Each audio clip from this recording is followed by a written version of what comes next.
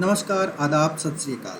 मैं विष्णु कुमार जांगिड आप सभी दोस्तों का, मित्रों का हार्दिक स्वागत करता हूं, हार्दिक अभिनंदन करता हूं भारत के सबसे बड़े online education platform Unacademy wifi Rajasthan premium पर।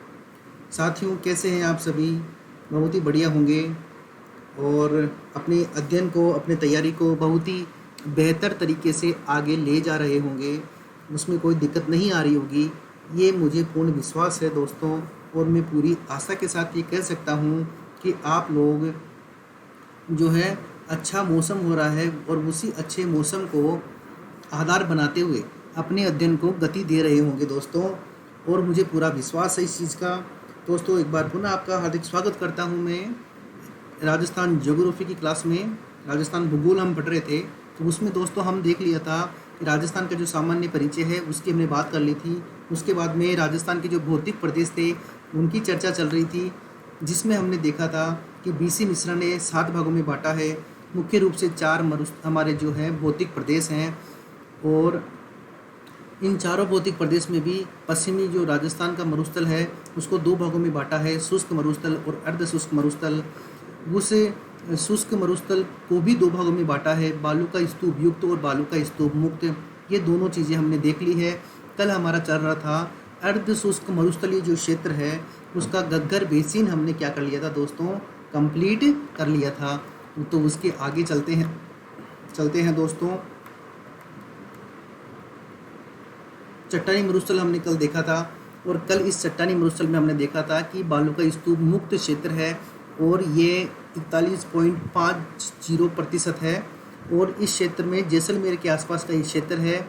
यहाँ पर स्टील ग्रेड चूना मिलता है, पीले रंग के पत्थर मिलते हैं और लाठी श्री क्षेत्र मिलता है, जिसे भूगर्भीय जलपट्टी भी कहते हैं। ठीक है, यहाँ पर सेवण घास मिलती है, थार का गढ़ा, चांदन नलकूप मिलता है, आकलवुड फॉसिल पार्क है, बाप बोल्डर क्ले है। इन सब की चर्चा हमने कल कर ली थी। उसके बाद हम देख रहे थे अर्ध शुष्क मरुस्थलीय प्रदेश दोस्तों। ये 25 सेंटीमीटर से 50 सेंटीमीटर वर्षा रेखा के मध्य है, और यहाँ पर जो अर्ध शुष्क जलवायु है ये जलवायु मिलती है, क्योंकि यहाँ पर वर्षा 25 से 50 सेंटीमीटर होती है। और यहाँ पर उष्णकटिबंधीय कांटेदार वन मिलते हैं दोस्तों। इसे 4 भागों में बांटा गया है। आपको पता है सबसे ऊपर वाला जो श्री गंगानगर हनुमानगढ़ का भाग है उसे गग्गर बेसिन कहते हैं। उसके जस्ट नीचे जो हमारे जो शेखावाटी क्षेत्र है, जिसमें हमारे सीकर, चूरू, झुंझुनू आदि क्षेत्र आते हैं, उसे शेखावाटी अंतः प्रवाह क्षेत्र कहते हैं। उसके जस्ट नीचे जो नागौर और पाली के आसपास का क्षेत्र है उसे नागौरी उच्च भूमि कहते हैं। और मुख्य रूप से जो दक्षिणी भाग है उसे लूणी बेसिन कहते हैं, जिसमें पाली आ गया, जालोर आ गया और हमारा बाड़मेर वाला हिस्सा आ गया, जोधपुर का कुछ भाग आ गया। ठीक है दोस्तों, तो ये हमारा क्या है कि इसके अंदर हमने इसको काउंट किया है, इसको कवर किया है दोस्तों। इसी क्रम में हमने सबसे पहले ये देखा था गग्गर बेसिन। गग्गर बेसिन में हमने देखा था कि गग्गर बेसिन श्री गंगानगर हनुमानगढ़ में है, गग्गर नदी के किनारे है। और इस क्षेत्र में गग्गर नदी के तट को नाली कहा जाता है। गग्गर नदी के बहाव को क्या कहा जाता है, नाली। और यहाँ पर नाली नस्ल की भेड़ भी मिलती है दोस्तों। ये सबसे अधिक उत्पादकता यानी प्रोडक्टिविटी वाला रीजन है, और यहाँ पर सबसे ज़्यादा नहरों से सिंचाई की जाती है दोस्तों। और यहाँ पर हमने देखा था काठी या बग्गी। क्या देखा था दोस्तों, काठी या बग्गी।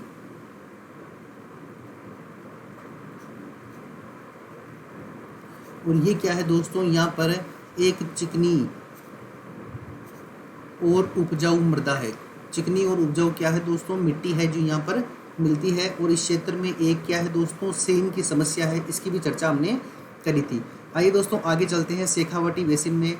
तो शेखावाटी बेसिन आपको पता है, ये जो 2 इसके रीजन है, ये 25 सेंटीमीटर से 50 सेंटीमीटर, ये ऊपर गग्गर हो गया। इसका जो दूसरा वाला भाग है ये शेखावाटी बेसिन है। शेखावाटी बेसिन कह लो या फिर शेखावाटी अंतः प्रवाह क्षेत्र, इनलैंड फ्लो रीजन, अंतः प्रवाह क्षेत्र, इनलैंड फ्लो रीजन कह लो। ये कहाँ पर है दोस्तों, ये है सीकर, चूरू और झुंझुनू। और आपको पता है इसी क्षेत्र को क्या बोलते हैं दोस्तों, इसी क्षेत्र को बोलते हैं शेखावाटी। और आप तोरावाटी का भी ध्यान रखना। तोरावाटी आपको पता है, मैंने इसको पहले बता दिया था। इस क्षेत्र की प्रमुख नदी क्या है दोस्तों, कांतली नदी है। कौन सी नदी है दोस्तों, कांतली नदी यहाँ की प्रमुख है। आपको पता है ये खंडेला की पहाड़ी से निकलती है, उसके बाद में सीकर और झुंझुनू में बहती है। सीकर में इसके किनारे गणेश्वर सभ्यता है, ठीक है, जिसे ताम्र जन्नी सभ्यता कहते हैं। और उसके आगे झुंझुनू में इसी किनारे एक सभ्यता है जिसका नाम है सोनारी सभ्यता, ठीक है। और इसी क्षेत्र को तोरावाटी कहते हैं। ये क्षेत्र अंतः स्थलीय क्षेत्र है। अंतः स्थलीय क्षेत्र इसलिए है दोस्तों क्योंकि यहाँ की जो नदियाँ है ना, यहाँ की जो नदियाँ हैं, जो रिवर है, वो कहाँ नहीं जाती है, वो न तो बंगाल की खाड़ी में जाती है और न ही अरब सागर में जाती है। तो कहाँ जाती है, कुछ दूर बहती है और वहीं पर इनविजिबल हो जाती है, अदृश्य हो जाती है दोस्तों। बात समझ आ गई आपको? इसलिए इसे अंतः प्रवाह क्षेत्र कहते हैं, ठीक है। देखो दोस्तों, लिखा है यहाँ पर कच्चे कुएं मिलते हैं, कच्चे कुएं मिलते हैं। और कच्चे कुएं किसके हैं? तेल के नहीं हैं दोस्तों, मीठे पानी के हैं। किसके हैं? मीठे पानी के कच्चे कुएं हैं, जिन्हें क्या बोलते हैं? जोहड़ कहते हैं दोस्तों। क्या कहते हैं? जोहड़। ध्यान रखना दोस्तों, जोहर नहीं, क्या बोला मैंने? जोहड़। कंफ्यूज नहीं होना। जोहड़ तो क्या होता है? शेखावाटी क्षेत्र में पाए जाने वाले मीठे पानी के कच्चे कुएं होते हैं। और जोहर क्या होता है? ये त्याग और बलिदान का प्रतीक है। जब यहाँ हमारे राजस्थान की जो रानियाँ थी, वो रानियाँ अपनी अस्मिता की रक्षा के लिए, अपने स्वाभिमान को बचाने के लिए जब स्वयं को अग्नि में आत्मसमर्पित कर देती थी या फिर स्वयं का जीवन नष्ट कर लेती थी, उसे जोहर कहते थे दोस्तों, ठीक है। और जोहड़ आपको पता ही है, मीठे पानी के कच्चे कुएं हैं, ठीक है। और स्थानीय छोटे तालाब भी मिलते हैं यहाँ पे छोटे तालाब मिलते हैं, उन्हें बोलते हैं सर। क्या बोलते हैं दोस्तों? सर बोलते हैं। यानी सर क्या है? शेखावाटी क्षेत्र में पाए जाने वाले अस्थायी तालाब को क्या बोलते हैं? सर बोलते हैं दोस्तों। और एक तीसरी टर्म भी आती है यहाँ पर, बीड़। कौन सी टर्म है दोस्तों? बीड़। बीड़ क्या होता है दोस्तों? शेखावाटी क्षेत्र में जो चारागाह भूमि है ना, जो ग्रास लैंड है, जो चारागाह है शेखावाटी क्षेत्र में, उन्हें स्थानीय भाषा में बीड़ कहा जाता है दोस्तों। क्या कहा जाता है दोस्तों? स्थानीय भाषा में उन्हें बीड़ कहा जाता है। तो बात समझ में आ गई आपको?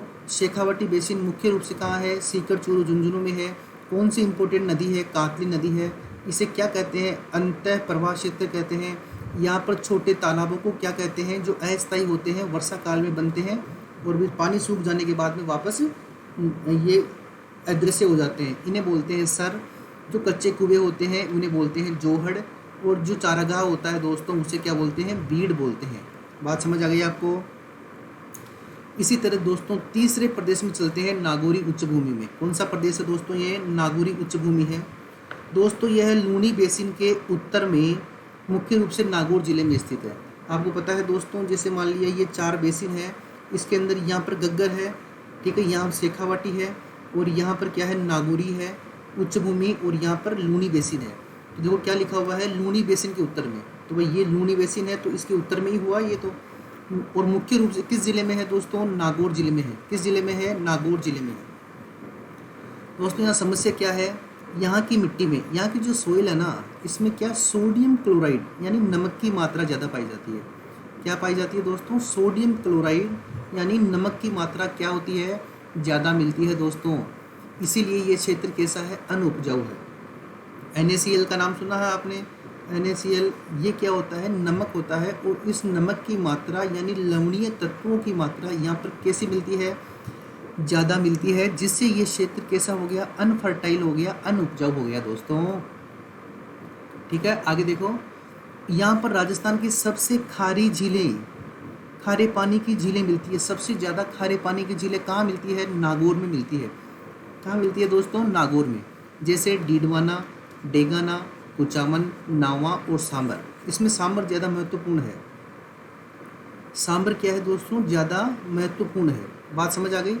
डीडवाना, डेगाना, कुचामन, नावा और सांबर, ये प्रमुख रूप से क्या है? यहाँ की झीलें हैं, जिसमें सांबर जो झील है ये सबसे बड़ी झील है। और भारत में नमक उत्पादन के मामले में सबसे बड़ी झील है सांबर, ठीक है। और खारे पानी के मामले में दूसरे नंबर की सबसे बड़ी झील है, सबसे बड़ी है चिल्का। हालांकि उसका पानी जो है मिश्रित है, लेकिन लवणीय मानते हैं उसको, ठीक है। और दोस्तों देखो, इस क्षेत्र में नमक के तत्वों की अधिकता का कारण क्या है? अरब सागर का मानसून है दोस्तों। क्या लिखा हुआ है कि नागौरी उच्च भूमि के अंदर जो नमक की अधिकता है उसका कारण क्या है दोस्तों? अरब सागर का मानसून है। क्यों है अरब सागर का मानसून?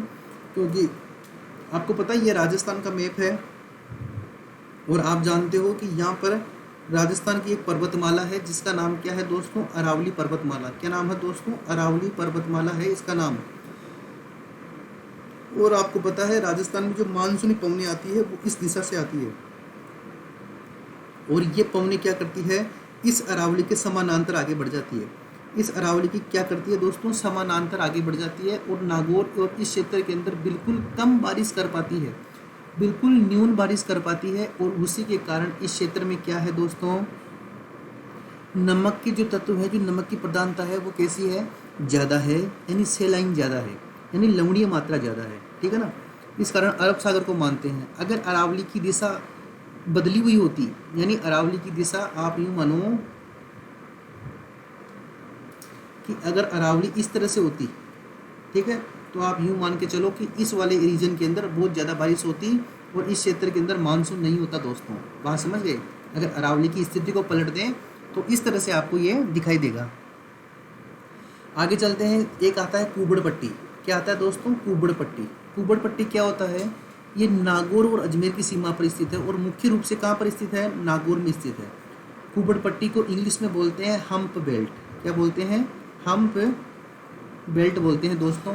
और ये मुख्य रूप से कहाँ पर है, नागौर में है और अजमेर में है, और इसे क्या बोलते हैं, कुबड़ पट्टी बोलते हैं। अब होती क्या है दोस्तों, इस क्षेत्र में क्या है कि फ्लोराइड के तत्वों की प्रधानता है, यानी पानी के अंदर क्या होता है, फ्लोराइड होता है, और जब फ्लोराइड ज़्यादा होता है और उस तो वह स्वास्थ्य के लिए हानिकारक होता है दोस्तों। किसके लिए, स्वास्थ्य के लिए क्या होता है, हानिकारक। अब उसे क्या होता है, उससे इस क्षेत्र में रहने वाले लोग, यानी इस पानी को पीने वाले लोगों के एक रोग हो जाता है जिसका नाम है फ्लोरोसिस रोग। क्या है दोस्तों, फ्लोरोसिस रोग है। इस रोग का नाम क्या है दोस्तों, फ्लोरोसिस रोग है। अब इस रोग से क्या होता है, बुढ़ापे में हड्डियां क्या हो जाती है दोस्तों, टेढ़ी हो जाती है। और मैं कह रहा हूँ कि बुढ़ापा नहीं, यूँ कह सकते हो कि फ्लोरोसिस रोग ऐसा होता है जिसमें जो युवा अवस्था होती है उसमें ही वृद्धा अवस्था के लक्षण दिखाई देना शुरू हो जाते हैं। देख लो दोस्तों कितना मामला खराब है। मतलब आप यूँ मान के चलिए कि ये जो नागौरी उच्च भूमि वाला क्षेत्र है, इस क्षेत्र में जो ये कुबड़ पट्टी है ये हाल खराब कर देती है। वास्तविकता ये है, यहाँ के लोग युवा अवस्था में वृद्ध दिखाई देने लग जाते हैं, और बूढ़ा होते होते जो ये पीछे वाला हिस्सा है ना, ये पीठ के ऊपर वाला हिस्सा, गर्दन के नीचे वाला हिस्सा पीछे, ये बिल्कुल ऐसे हो जाता है, यानी ये जो शरीर है ये आगे झुक जाता है और ये शरीर पीछे उठ जाता है दोस्तों। तो ये होता है फ्लोरोसिस रोग। बात समझ गए, इसलिए ये बड़ा फेमस है। यहाँ पर सरकार ने क्या कर रखा है, फ्लोरोसिस नियंत्रण कार्यक्रम भी चला रखा है।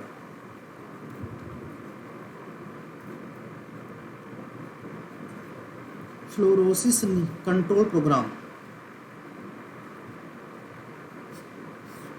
फ्लोरोसिस नियंत्रण कार्यक्रम भी चला रखा है दोस्तों इन्होंने, ठीक है ना। अब आगे चलते हैं। देखो नागौर की दो खास बात और है। नागौर में एक जगह है जिसका नाम है डेगाना। क्या नाम है दोस्तों, डेगाना। और नागौर का ये जो डेगाना है ना, ये किसके उत्पादन के लिए प्रसिद्ध है, टंगस्टन के उत्पादन के लिए प्रसिद्ध है। किसके उत्पादन के लिए, टंगस्टन के उत्पादन के लिए प्रसिद्ध है, इसका विशेष ध्यान रहे। डेगाना जो है ये टंगस्टन के उत्पादन के लिए प्रसिद्ध है। और दोस्तों ये जो टंगस्टन का उत्पादन है ये मुख्य रूप से कहाँ होता है हमारे, हालांकि वर्तमान में उत्पादन नहीं हो रहा है, ठीक है ना, लेकिन फिर भी ये कई बार क्वेश्चन आता है कि भाई हमारा जो खनिज संपदा पढ़ते हैं हम, उसके अंदर डेगाना जरूर पढ़ते हैं, ठीक है ना, क्योंकि राजस्थान में सबसे ज़्यादा यहीं पर होता था पहले, लेकिन अभी भी बोलते हैं कि यहीं पे होता है, लेकिन हालांकि रियलिटी में प्रोडक्शन नहीं होता है। लेकिन हमें पता होना चाहिए कि Degana famous for the tungsten production. और दोस्तों इसी क्षेत्र में नागौरी उच्च भूमि वाला जो क्षेत्र है, यहाँ पर नावा की पहाड़ियाँ हैं, ठीक है ना, और पर्वतसर की पहाड़ियाँ हैं। नावा और पर्वतसर की क्या है दोस्तों, पहाड़ियाँ हैं। इसी क्षेत्र में नावा और पर्वतसर की पहाड़ियाँ हैं दोस्तों। तो बात समझ आ गई आपको। नागौरी उच्च भूमि के महत्वपूर्ण बिंदु क्या हुए, मुख्य रूप से नागौर में है सोडियम क्लोराइड की मात्रा ज़्यादा है, क्षेत्र अनुपजाऊ है, खारे पानी की झीलें ज़्यादा पाई जाती है, नमक तत्वों की अधिकता का कारण अरब सागर का मानसून है, कुबड़ पट्टी है जहाँ पर पानी में फ्लोराइड की मात्रा ज़्यादा है जिससे फ्लोरोसिस रोग हो जाता है, और यहाँ पर फ्लोरोसिस नियंत्रण कार्यक्रम चलाया गया है। डेगाना टंगस्टन के लिए फेमस है, और प्रमुख पहाड़ियाँ हैं नावा की पहाड़ियाँ और पर्वतसर की पहाड़ियाँ। चलिए दोस्तों, अब देखते हैं हम लूनी बेसिन। लूनी बेसिन पता है आपको, ये जो 4 रीजन है इसके अर्ध शुष्क प्रदेश के, पहला गग्गर बेसिन, दूसरा शेखावाटी प्रदेश, तीसरा नागौरी उच्च भूमि और नंबर 4 लूनी बेसिन। तो देखो, ये जो बेसिन है लूनी और उसकी सहायक नदियाँ जो हेल्पिंग ट्रिब्यूटरी है उनके द्वारा निर्मित पाली, जालोर, बाड़मेर, जोधपुर में फैला हुआ क्षेत्र है। मुख्य रूप से कहाँ पर फैला हुआ है दोस्तों? पाली में, जालोर में, बाड़मेर में और जोधपुर में फैला हुआ क्षेत्र है। और इसे क्या बोलते हैं दोस्तों? गोंडवाना प्रदेश। क्या बोलते हैं इसे? गोंडवाना प्रदेश बोलते हैं। दोस्तों गोंडवाना प्रदेश क्यों बोलते हैं? क्योंकि यहाँ पर गोंडवाड़ी भाषा बोली जाती है। कौन सी भाषा बोली जाती है? गोंडवाड़ी भाषा बोली जाती है। एक बार मैंने आपको बताया था वागड़ क्षेत्र, वागड़ क्षेत्र मैंने आपको बताया था। और वागड़ क्षेत्र का मतलब क्या है? दक्षिणी राजस्थान का जो हमारा बांसवाड़ा, डूंगरपुर और प्रतापगढ़ का जो क्षेत्र है उससे क्या बोलते हैं? वागड़। क्यों बोलते हैं? क्योंकि वहाँ पर वागड़ी भाषा बोली जाती है। और संत माव जी ने वागड़ी भाषा के अंदर अपने ग्रंथ लिखे थे, ठीक है ना। उनके चोपड़ा प्रसिद्ध हैं और चोपड़ा आज भी गाए जाते हैं। और चोपड़ा के अंदर मुख्य रूप से भविष्य की जो भविष्यवाणियाँ होती है ना, वो की गई है, ठीक है ना। तो गोंडवाना प्रदेश इसलिए बोलते हैं पाली, जालोर, बाड़मेर के क्षेत्र को, क्योंकि यहाँ पर गोंडवाड़ी भाषा बोली जाती है। दूसरी बात देखिए, ये बारानी कृषि प्रदेश है। यानी बारानी कृषि क्या होती है? बारानी कृषि का मतलब होता है वह कृषि जो वर्षा आधारित हो। किस आधारित हो? वह कृषि जो वर्षा आधारित हो। यानी जहाँ पर पानी का सोर्स क्या है? खेत में पानी देने का सोर्स क्या है? केवल और केवल वर्षा है, ठीक है ना। तो ये बारानी कृषि प्रदेश के नाम से भी जाना जाता है क्योंकि ये वर्षा आधारित कृषि क्षेत्र है। इस क्षेत्र का सबसे बड़ा जलाशय उम्मेद सागर जलाशय है। कौन सा जलाशय है? उम्मेद सागर है। और एक जवाई बांध है, ठीक है। ये जो जवाई बांध है इसको मारवाड़ का अमृत सरोवर कहते हैं। क्या कहते हैं दोस्तों? इसे मारवाड़ का अमृत सरोवर कहते हैं। अब जो जवाई बांध है ना दोस्तों, ये जो जवाई बांध है ये पाली में है। कहाँ पर है दोस्तों? पाली में है। और जवाई बांध जो है जवाई नदी पर बना हुआ है। कौन सी नदी पर बना हुआ है? जवाई नदी पर। और जवाई नदी जो है लूनी की सहायक नदी है। लूनी की क्या है दोस्तों? सहायक नदी है। बात समझ आ रही है आपको? कि और इसी को क्या बोलते हैं? मारवाड़ का अमृत सरोवर बोलते हैं, क्योंकि इससे अपने जो पाली है और पाली के आसपास के जो ज़िले हैं उसके अंदर पानी की सप्लाई होती है। जैसे राजस्थान की सबसे बड़ी पेयजल परियोजना बीसलपुर है। तो बीसलपुर से देखिए आप, टोंक होता है, अजमेर होता है, जयपुर होता है, ठीक है ना, और दौसा का क्षेत्र होता है। इन सभी जगह पर बीसलपुर का पानी जाता है पीने के लिए। तो सबसे बड़ी पेयजल परियोजना है। ऐसे ही जवाई बांध जो है इसे मारवाड़ का अमृत सरोवर कहते हैं, क्योंकि ये भी बड़ा वहाँ पे पेयजल सप्लाई करता है। इस क्षेत्र की मुख्य नहर क्या है? नर्मदा नहर है। दोस्तों इंपॉर्टेंट बात है, यानी इस शहर की मुख्य नहर कौन सी है? नर्मदा। यानी लूनी बेसिन की मुख्य नहर कौन सी नहीं है? इंदिरा गांधी नहर नहीं है। गग्गर बेसिन की महत्वपूर्ण नहर कौन सी है? इंदिरा गांधी नहर। लूनी बेसिन की महत्वपूर्ण नहर कौन सी है? नर्मदा नहर, जिससे राजस्थान के जालोर व बाड़मेर जिले लाभान्वित होते हैं। दोस्तों ये जो नहर निकाली गई है ये जालोर के अंदर प्रवेश करती है, जालोर के सीलू गांव से। और यहाँ नर्मदेश्वर महादेव का मंदिर बना हुआ है। उसके ऊपर ये जालोर में बहकर फिर बाड़मेर में बहती है दोस्तों, ठीक है ना। तो जालोर में ज़्यादा इसकी लंबाई है और बाड़मेर में इसकी लंबाई कम है। इसकी चर्चा करेंगे जब मैं आपको राजस्थान की सिंचाई परियोजनाएं बता रहा हूँगा। दोस्तों अगला पॉइंट है रोही का मैदान। किसका मैदान दोस्तों? रोही का मैदान। रोही का मैदान क्या है? लूनी बेसिन में लूनी नदी और अरावली पर्वतमाला के बीच में जो उपजाऊ भूभाग है उसे रोही का मैदान कहते हैं। रोही का मैदान लूनी बेसिन में लूनी नदी एवं अरावली पर्वतमाला के बीच, यानी लूनी नदी और अरावली के बीच में जो उपजाऊ मैदान है उसे रोही का मैदान कहते हैं दोस्तों। यानी यूँ मानो आप कि जैसे ये राजस्थान है और ये अरावली है और ये लूनी है, ये लूनी नदी बहती है, नागपाड़ से निकल कर आती है। इसके बीच में ये जो रीजन है ना जिसको मैंने डार्क किया है, इसे क्या बोलते हैं दोस्तों? इसे बोलते हैं रोही का मैदान। क्या बोलते हैं? रोही का मैदान बोलते हैं दोस्तों, रोही का मैदान बोलते हैं। बात समझ आ गई आपको? तो दोस्तों आगे चलते हैं। देखो लूनी और इसकी सहायक नदियां हैं, गोडवाड़ा प्रदेश कहते हैं, बारानी कृषि प्रदेश है, प्रमुख बांध जवाई बांध है, प्रमुख नहर नर्मदा नहर है और रोही का मैदान। ये बात आपको समझ में आ गई? तो दोस्तों हमने ये चारों पार्ट देख लिए हैं। लूनी बेसिन देखा है, नागौरी उच्च भूमि देखी है, शेखावाटी अंत्य प्रवाह क्षेत्र देखा है और घग्गर बेसिन देखा है। इन चारों की चर्चा हमने कर ली है दोस्तों।